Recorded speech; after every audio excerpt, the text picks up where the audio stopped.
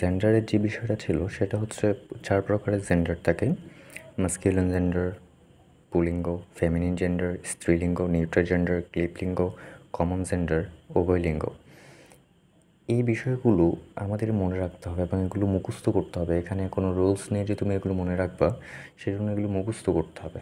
যেমন ধরো এই যে পার্সনে বললাম না, first person, second person, third person, তেমনিভাবেই জেন্ডারে masculine gender, feminine gender, common gender এগুলো মনে রাখতে হবে, এগুলো মুখস্থ করতে হবে এবং কোনটার বাংলা কী সেটা জানতে হবে।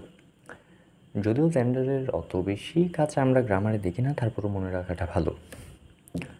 এখন আসি পুল্লিঙ্গ কি, আমরা তো জানি, যেমন ধরো হি দিয়েও পুল্লিঙ্গ বোঝায়, বা পুরুষ জাতীয় যত কথাবার্তা আছে, ধরো তোমার আমি একটা পুরুষের নাম লিখলাম, যেমন রাকিব,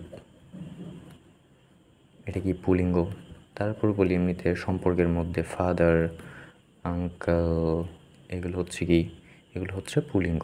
স্ত্রীলিঙ্গ কি, আন্টি, তারপর কি মাদার, এগুলো হচ্ছে স্ত্রীলিঙ্গ। এখন ক্লিপলিঙ্গ কি, এই বিষয়টা এখন ইন্টারেস্টিং। ক্লিপলিঙ্গ হচ্ছে যার মধ্যে প্রাণ নেই। এখন প্রাণ নেই কিসের মধ্যে? যেমন আমি পেন দিয়ে লিখছি, তাহলে পেন, ওকে। তারপর ধরো চেয়ার, টেবিল, এগুলো হচ্ছে তোমার নিউট্রাল জেন্ডার।